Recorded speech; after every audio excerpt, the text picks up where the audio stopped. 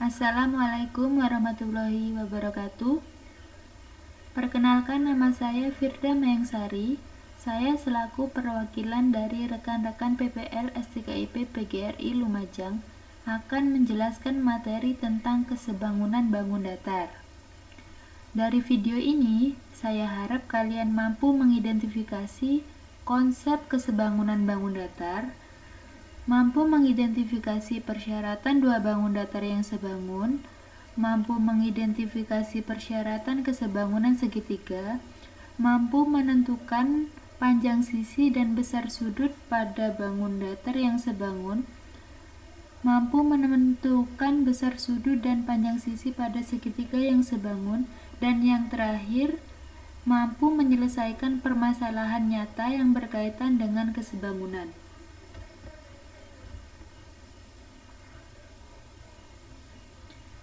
Materi yang pertama yaitu mengidentifikasi konsep kesebangunan bangun datar. Bagaimana cara kita mengidentifikasi konsep kesebangunan bangun datar? Nah, itu caranya apabila ada dua bangun yang mempunyai bentuk yang sama, itu dinamakan sebangun. Tidak perlu ukurannya sama, tetapi jika sisi-sisi yang bersesuaian sebanding atau proporsional dan sudut-sudut yang bersesuaian sama besar, itu juga bisa disebut sebangun.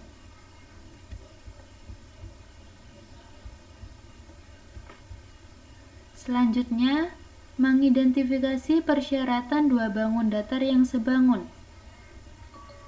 Dua bangun segi banyak atau poligon dikatakan sebangun jika memenuhi dua syarat. Yang pertama, perbandingan panjang sisi yang bersesuaian senilai. Contohnya yaitu sisi AB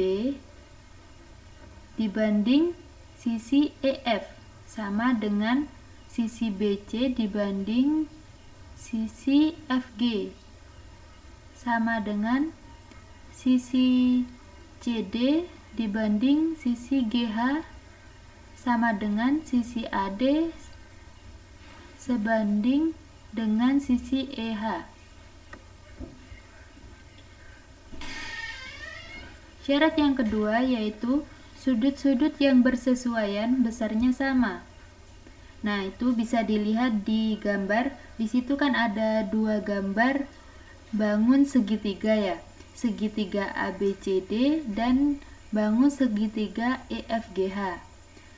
Kita lihat itu tandanya. Di sudut A. Itu garis lengkungnya kan ada satu. Sama dengan di sudut E. Jadi, besar sudut A sama dengan besar sudut E. Begitu juga dengan sudut B sama dengan sudut F. Juga sudut C sama dengan sudut G dan sudut D sama dengan sudut H.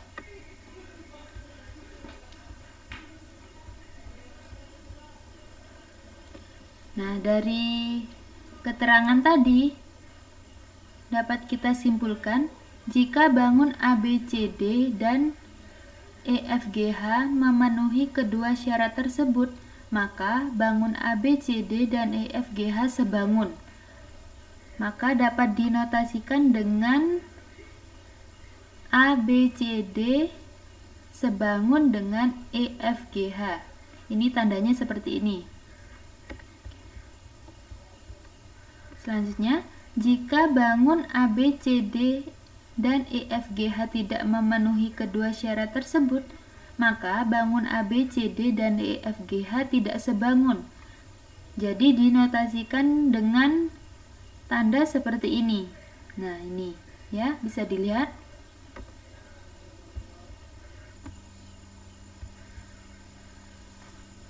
Selanjutnya yaitu mengidentifikasi persyaratan kesebangunan segitiga. Dua segitiga dikatakan sebangun jika hanya memenuhi syarat sebagai berikut. Yang pertama, perbandingan sisi-sisi yang bersesuaian senilai. Yang kedua, besar sudut-sudut yang bersesuaian sama besar. Nah, ini bisa dilihat ada bangun segitiga ABC dan segitiga A absen, B absen, dan C absen. Perbandingan sisi-sisi yang bersesuaian senilai, yaitu sisi A absen, B absen ini sebanding dengan sisi AB ini. Juga sama dengan sisi B absen, C absen ini sebanding dengan sisi BC. Ini bisa dilihat. Sama dengan A absen, C absen sebanding dengan AC. Sama dengan A. Yang kedua, besar sudut-sudut yang bersesuaian sama. Nah, maksudnya di sini sudut A ini sama dengan sudut A absen. Sudut B juga sama dengan sudut B absen. Begitu juga dengan sudut C, sama dengan sudut C absen.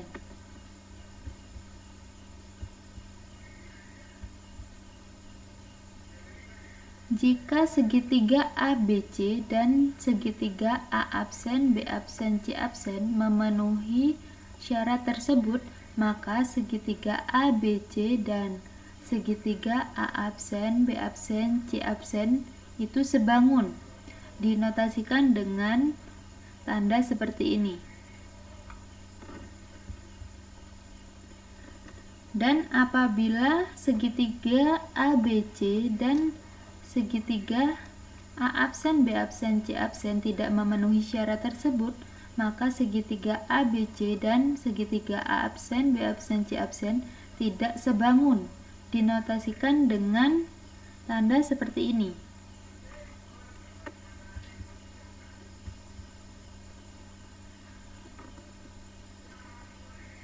Catatan: ketika menyatakan dua segitiga sebangun, sebaiknya berdasarkan titik-titik sudut yang bersesuaian dan berurutan.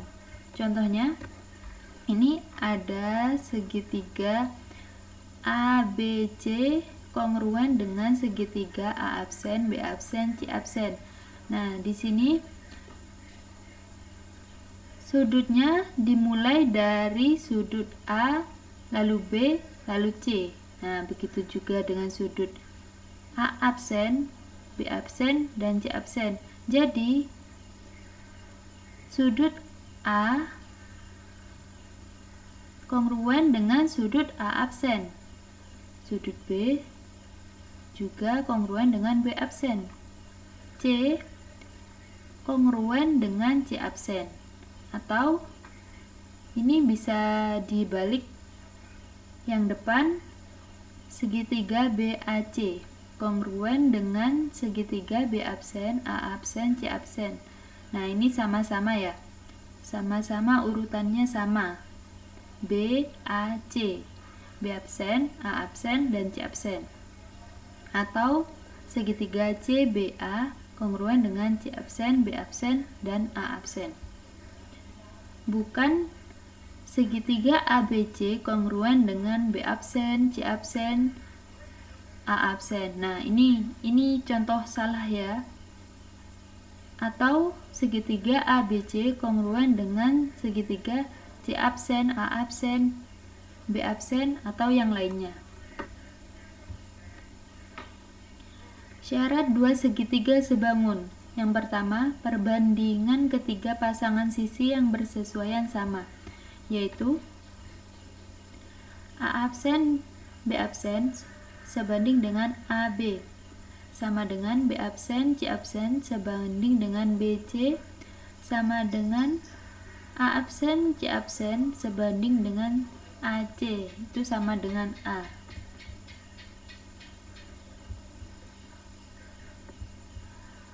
Yang kedua, dua pasang sudut yang bersesuaian sama besar, yaitu contohnya di sini sudut A sama dengan sudut A absen. Ini besar sudut A sama dengan besar sudut A absen. Begitu juga dengan sudut B. Ini sama dengan sudut B absen. Yang ketiga, perbandingan dua pasang sisi bersesuaian sama dan sudut yang diapitnya sama besar. Contohnya, A absen B absen sebanding dengan AB sama dengan A absen C absen sebanding dengan AC, itu sama dengan A. Dan sudut A sama dengan sudut A absen. Nah, ini bisa dilihat gambarnya seperti ini.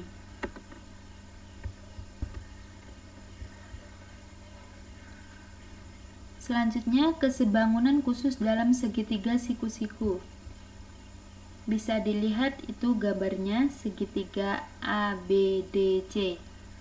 Nah, jika dalam segitiga siku-siku sudut D di sini besarnya 90 derajat. Nah, apabila kita akan mencari sisi AB, caranya yaitu sisi AB kuadrat sama dengan sisi BD dikali sisi BC. Selanjutnya, sisi AC kuadrat sama dengan sisi CD dikali sisi CB. Dan jika untuk mencari sisi AD, caranya AD kuadrat sama dengan sama dengan DB dikali DC. Berdasarkan gambar dengan memperhatikan bahwa segitiga ABC sebangun dengan segitiga DBA. Segitiga ABC sebangun dengan segitiga DAC dan juga segitiga DBA sebangun dengan segitiga DAC. Selanjutnya, menentukan panjang sisi dan besar sudut pada bangun datar yang sebangun. Apabila diberikan dua buah persegi panjang ABCD dan persegi panjang PQRS seperti gambar berikut. Nih. Kedua persegi panjang tersebut adalah sebangun. Maka tentukan panjang PQ. Yang kedua, luas dan keliling persegi panjang PQRS. Ini ya. Maka caranya perbandingan panjang garis AB dengan AD bersesuaian dengan perbandingan panjang garis PQ dengan PS, sehingga PQ per PS sama dengan AB per AD. Jadi kita masukkan di sini PS-nya berapa? PS-nya ada 6, AB 16, dan AD 4. Kita gunakan metode perkalian silang untuk mencari PQ. Di sini dikali 4, 6 dikali 16. Nah, ini PQ sama dengan 16 dikali 6 per 4 sama dengan 96 per 4 sama dengan 24 cm. Jadi panjang PQ sama dengan 24 cm. Yang kedua, mencari luas persegi panjang PQRS. Caranya yaitu sisi PQ dikali sisi PS sama dengan sisi PQ 24 dan sisi PS 6. Jadi hasilnya 144 cm. Untuk kelilingnya, keliling persegi panjang PQRS sama dengan 2 dikali PQ plus PS sama dengan 2 dikali 24 ditambah 6 menghasilkan 60 cm. Jadi kelilingnya 60 cm.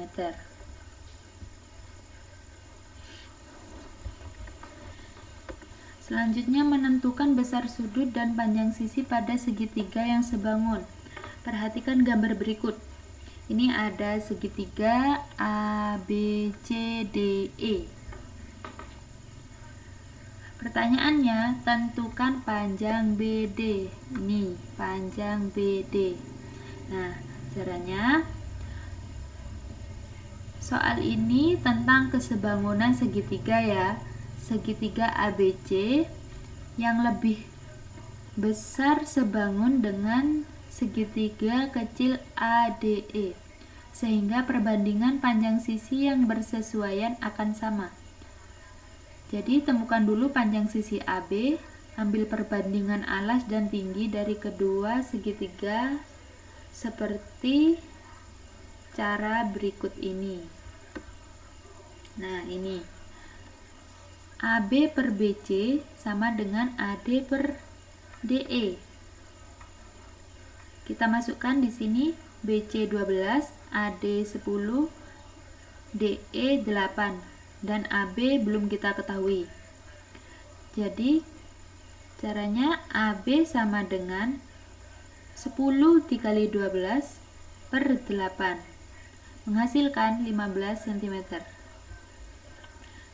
Dengan demikian DB sama dengan AB per AD sama dengan 15 cm dikurangi 10 cm. Jadi hasilnya 5 cm.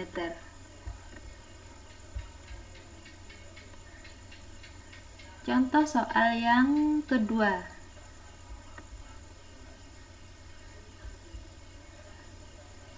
Tentukan sisi QR.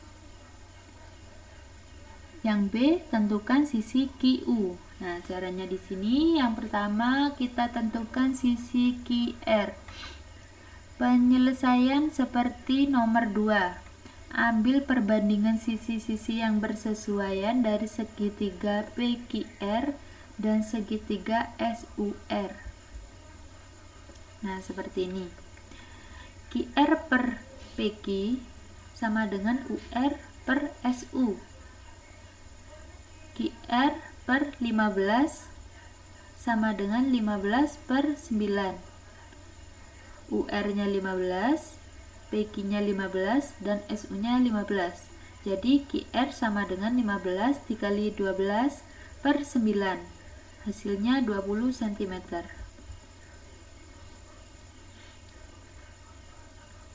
Yang kedua, sisi QU. Caranya sisi QR dikurangi sisi UR.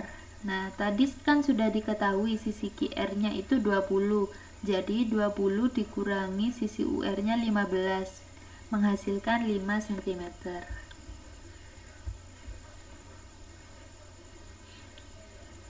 Materi selanjutnya yaitu menyelesaikan permasalahan nyata yang berkaitan dengan kesebangunan. Penerapan kesebangunan dalam kehidupan sehari-hari. Penerapan kesebangunan dalam kehidupan sehari-hari diantaranya adalah untuk penentuan jarak atau tinggi secara tidak langsung. Benda dapat dikatakan sebangun jika sudut-sudut yang bersesuaian besarnya sama, dan sisi-sisi yang bersesuaian memiliki perbandingan yang sama. Konsep dan sifat-sifat kesebangunan dapat digunakan untuk menyelesaikan masalah-masalah atau soal cerita yang berkaitan dengan kesebangunan. Untuk menyelesaikan soal cerita dapat dibantu dengan membuat sketsa atau gambar. Berikut ada penerapan kesebangunan pada bangun datar dan segitiga dalam kehidupan sehari-hari. Yang pertama, foto di bingkai dengan ukuran 60 x 45 cm. Jarak dari tepi kiri dan kanan bingkai 2 cm. Tentukan ukuran foto. Yang kedua, berapa jarak tepi atas bingkai dengan tepi atas foto. Ini ada contoh fotonya dengan bingkainya. Penyelesaiannya kita ketahui kan tadi ukuran bingkai 60 x 45 cm. panjang bingkai 60 cm, lebar bingkai 45 cm, jarak tepi kanan dan kiri 2 cm. Nah, yang ditanyakan ukuran foto dan jarak tepi atas bingkai dengan tepi atas foto. Nah, penyelesaiannya di sini kita mencari panjang foto terlebih dahulu. Dengan cara panjang bingkai dikurangi tepi kanan plus tepi kiri. Panjang bingkai tadi diketahui 60 cm, dikurangi tepi kanan 2 cm dan tepi kiri 2 cm. Jadi 60 cm dikurangi 4 cm sama dengan 56 cm. Nah, penjelasannya di sini ada panjang foto per panjang bingkai sama dengan lebar foto per lebar bingkai. Panjang foto 56, panjang bingkai 60, lebar foto belum diketahui, lebar bingkai 45. Jadi mencari lebar foto di sini 56 dikali 45 cm per 60 cm. Nih, perkalian silang ya. Jadi lebar fotonya 2520 cm per 60 cm. Jadi panjang lebar foto sama dengan 42 cm.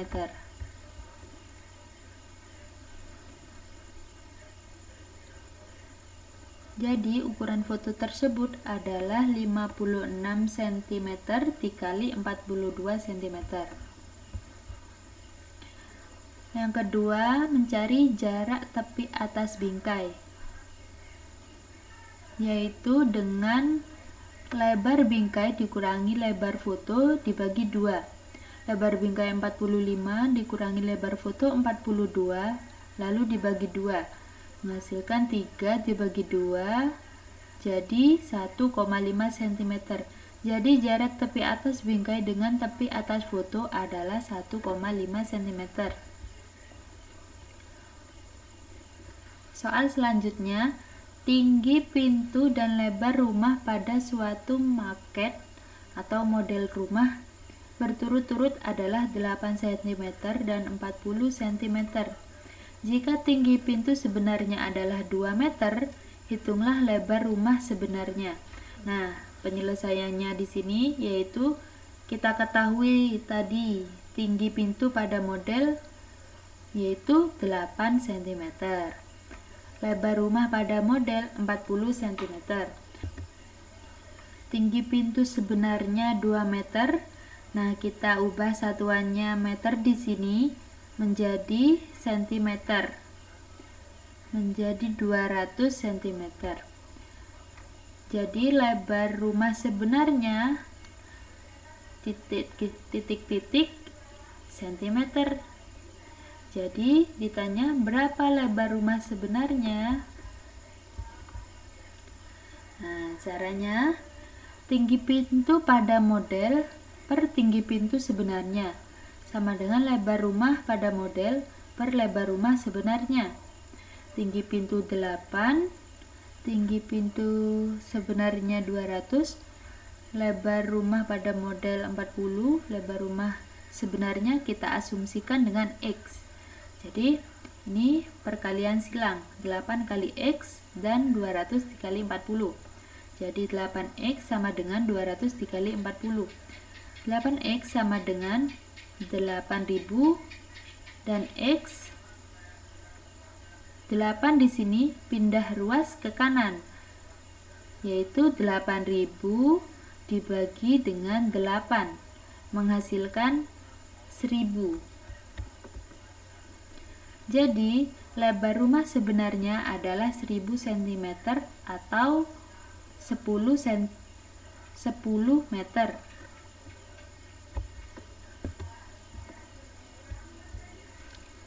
Selanjutnya, penerapan kesebangunan segitiga dalam kehidupan sehari-hari. Ini ada contoh soal. Pada siang hari yang cerah, satu regu pramuka mendapat tugas menghitung tinggi sebuah tiang tanpa harus memanjat. Mula-mula diambil sebatang tongkat yang panjangnya 160 cm. Kemudian, tongkat tersebut didirikan tegak lurus di atas tanah rata. Anggota pramuka yang lain menghitung panjang bayangan tiang dan panjang bayangan tongkat. Ternyata panjang bayangan tiang 375 cm dan panjang bayangan tongkat 80 cm. Maka tentukan tinggi tiang. Nah, jika kita tafsirkan dengan gambar, akan menjadi seperti ini.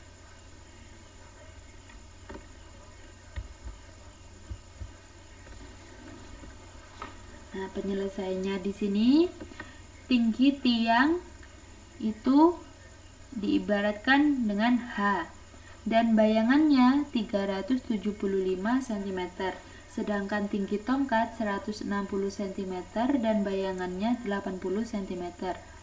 Karena kedua segitiga di atas adalah sebangun, sisi-sisi bersesuaian sebanding, maka diperoleh, nah ini, tinggi tiang H per 160 cm sama dengan 375 cm per 80 cm.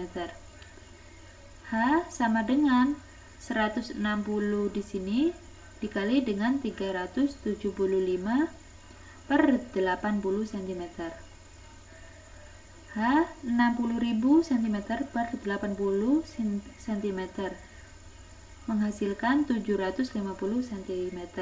Jadi tinggi tiang di sini adalah 350 cm. Yang kedua, seorang pemuda yang tingginya 170 cm berdiri di samping pohon yang mempunyai bayangan 5 meter. Jika panjang bayangan pemuda itu 2 meter, berapa tinggi pohon sebenarnya? Nah, ini gambarnya ya. Bisa dilihat. Kita ketahui tinggi pemuda 170 cm atau 1,7 meter. Bayangan pohon 5 meter, bayangan pemuda 2 meter. Ditanya, tinggi pohon. Caranya, tinggi pohon atau T per 1,7 meter sama dengan 5 per 2. T sama dengan 1,7 meter dikali 5 meter per 2 meter. Jadi T sama dengan 4,25 meter. Jadi tinggi pohon sebenarnya adalah 4,25 meter. Dari materi yang sudah saya sampaikan tadi, kita dapat menarik kesimpulan bahwa suatu benda dikatakan sebangun jika sudut-sudut yang bersesuaian besarnya sama dan sisi-sisi yang bersesuaian memiliki perbandingan yang sama. Penerapannya banyak kita temukan dalam kehidupan sehari-hari, seperti mengukur tinggi suatu benda dan mengukur jarak suatu benda. Kita dapat mengukur tinggi suatu benda dengan cara membandingkan dengan tongkat. Dalam kehidupan sehari-hari, kita juga banyak menemukan bentuk-bentuk bangun datar dalam sebuah bangunan rumah. Misalnya, jendela dan pintu berbentuk persegi panjang, lubang ventilasi berbentuk segitiga, dan ubin lantai berbentuk persegi. Cukup sekian penjelasan dari saya. Semoga materi yang saya sampaikan tadi dapat kalian pahami dengan baik. Saya mohon maaf apabila ada salah-salah kata. Wassalamualaikum warahmatullahi wabarakatuh.